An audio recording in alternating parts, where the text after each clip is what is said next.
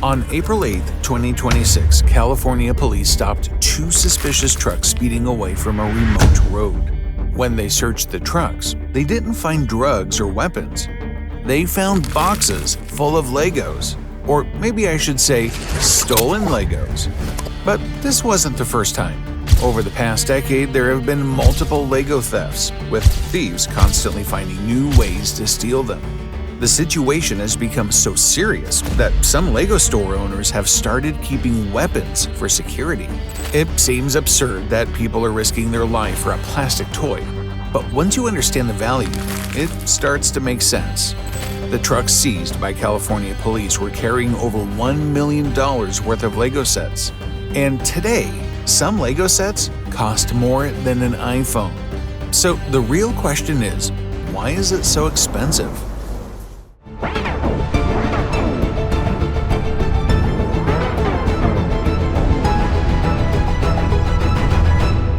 Today, Lego is no longer just a toy company, it's a global empire.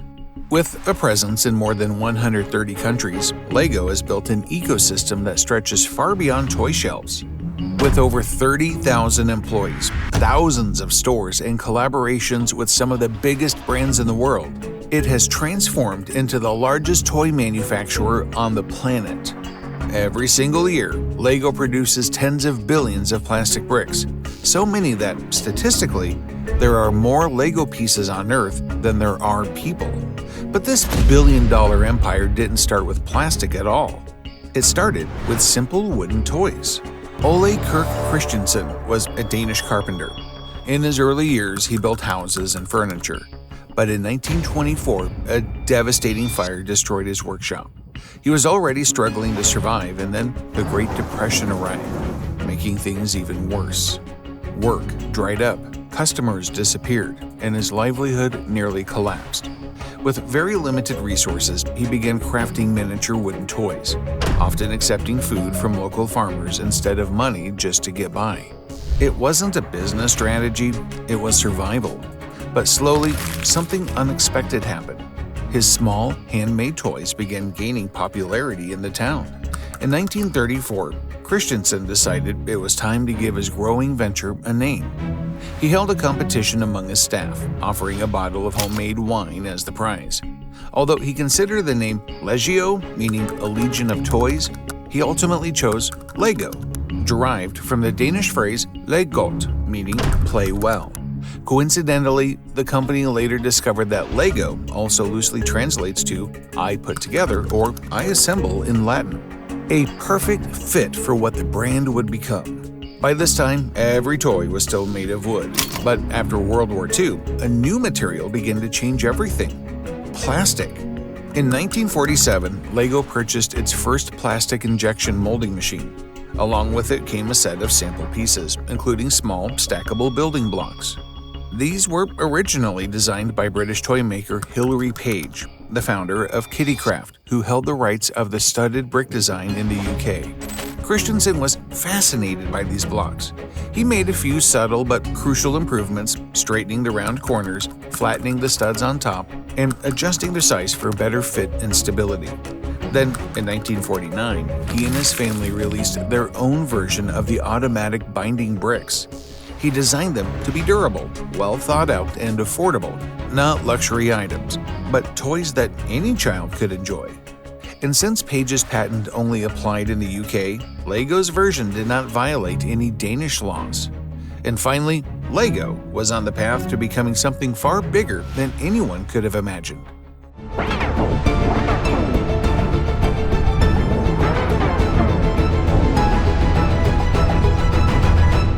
The automatic binding bricks were a start, but there was a problem. They stacked, but they didn't lock. And without that, the entire idea of building something stable was not possible. So throughout the 1950s, Lego kept refining the design. Small changes, almost invisible to the eye, but massive in impact. The biggest breakthrough came when Christensen's son Gottfried took control and came up with a new idea. Gottfried incorporated these little hollow tubes into the brick's underside. That one addition changed everything. The studs on top connected tightly with the tubes below. creating what LEGO would later perfect as its signature clutch power. Strong enough to hold a structure together, yet flexible enough for a child to pull apart and rebuild endlessly. In 1958, LEGO patented this new design, and from that point on, the modern LEGO brick was born. But even if these were just better designed toys, that still doesn't explain the price. At first glance, a LEGO piece doesn't look expensive. It's small, it's light, it's made of plastic. So naturally, the question comes up, how hard can it be to make one? The answer is far harder than it looks. Because what LEGO produces isn't just plastic parts, it produces precision-engineered components at a scale that most manufacturing companies struggle to achieve. Each brick must be manufactured within a tolerance of about 0.002 millimeters. That's thinner than human hair. If the deviation is even slightly off, the entire system breaks. Either the bricks won't hold together or they'll be too tight to separate. This level of precision enables them to maintain consistency where a brick made in 1960 would still fit perfectly with one made decades later. But it doesn't stop there. They follow the toughest quality control. LEGO's defect rate is incredibly low, close to zero. That means most pieces that don't meet the standard are simply discarded, not sold at a discount, not repurposed, just removed from the system entirely. Because one bad piece can ruin the entire experience.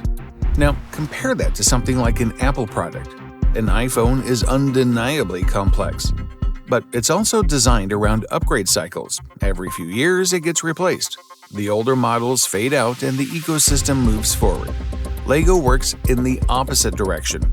A brick made today must connect perfectly with one made 20, 30, even 40 years ago.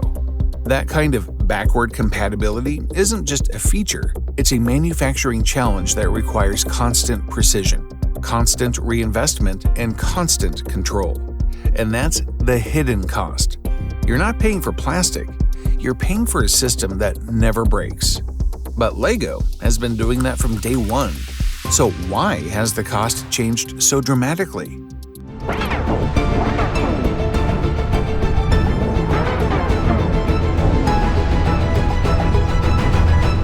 Throughout the 1960s and 70s, LEGO began scaling aggressively. They expanded beyond Europe and entered global markets, including North America and Asia. Production scaled up massively, distribution networks grew, and retail partnerships expanded. Eventually, they even started building their own retail presence. By the late 1990s, LEGO looked unstoppable, but behind the scenes, something was starting to go wrong. The company started to drift away from its core. Instead of focusing on the brick system that made it successful, they started expanding into clothing, theme parks, and television content. On paper, it looked like growth, but in reality, it was dilution. Each new venture added complexity. At the same time, the toy industry was changing. Video games were rising, digital entertainment was taking over. Kids were spending more time on screens and less time building with physical toys. LEGO tried to keep up. It released more specialized pieces, more complex sets, more niche themes. But in doing so, it made a critical mistake. Instead of a simple, universal building experience, LEGO sets became increasingly dependent on unique parts. Pieces that only worked in one specific set, pieces that couldn't easily be reused.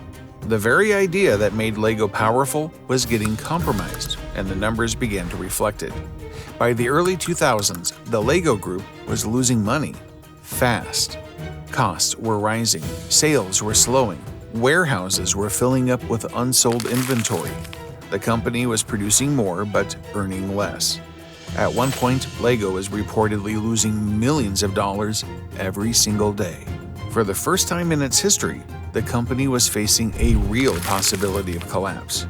So in 2004, LEGO appointed Jürgen von Nudstorp as the new CEO. Jürgen was a former consultant at McKinsey, and so from the day one he analyzed what was wrong. He realized LEGO wasn't failing because people stopped loving the product. It was failing because the company had made the product too complicated and too unfocused. So instead of trying to grow faster, he started cutting. Entire product lines were eliminated, experiments were shut down, complexity was reduced. At one point, LEGO removed nearly half of its existing products. It was a reset, but more importantly, it was a return back to the basic brick system. Secondly, he realized LEGO needed something more than just better bricks. It needed stories and worlds that people already cared about. And that's where he introduced the concept of licensing. In 1999, LEGO partnered with Star Wars. At the time, it was a risky move. LEGO had already built its identity around original creativity, letting children imagine their own worlds. Now, it was stepping into predefined universes created by someone else. But the result was immediate. Instead of just building random spaceships, people could now build the Millennium Falcon. Instead of generic characters, they could recreate iconic scenes. LEGO sets stopped being just toys. They became experiences tied to stories. And soon, more partnerships followed: Harry Potter, Marvel, DC, and Disney. Each collaboration expanded LEGO's reach. But it also introduced something new into the equation: licensing costs. Every time LEGO produces a licensed set, a portion of that price goes to the company that owns the intellectual property, which means before a single brick is even made, the cost is already higher. But LEGO didn't treat licensing as a burden. They knew these partnerships allowed them to do something no other toy company could do at the same level. It made them a premium toy brand.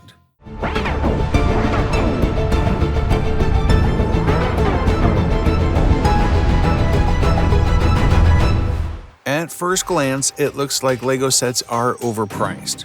It's true that over the years, licensing has increased the cost, but there is a valid reason as well.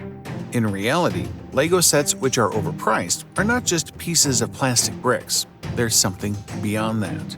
For example, a 1,000-piece generic set and a 1,000-piece licensed set might look similar on paper, but in reality they exist in completely different categories.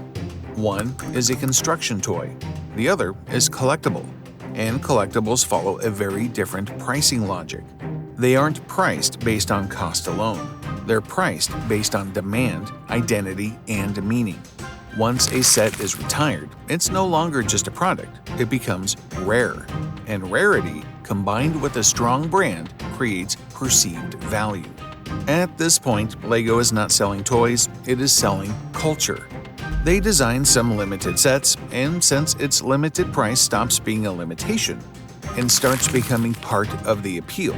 Now, one must ask, why not lower the price and sell even more? The answer lies in their cost psychology. You walk into a store and you'll notice they rarely offer any discounts. Sales are limited and so are the products, and there is a strategy behind that.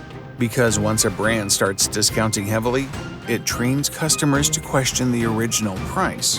LEGO avoids that entirely. It maintains price discipline.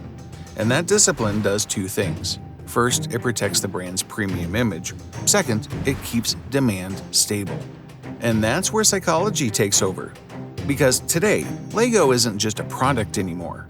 It's a feeling. For many, that feeling starts with nostalgia. The same bricks that people played with as children are still around today. And now, years later, those same people come back, not as kids, but as adults. In fact, one of LEGO's fastest-growing customer groups isn't children. It's for adult collectors and fans. They are not purchasing LEGOs for playing, but to display and preserve. And when a product becomes part of someone's identity, the price becomes secondary. Despite the prices, LEGO has proven its worth decade after decade. And beyond all logic, people are paying those prices for the value they receive. But what the future holds for LEGO as a company, only time will tell. This is the story of how LEGO became what it is today. Thank you all for watching.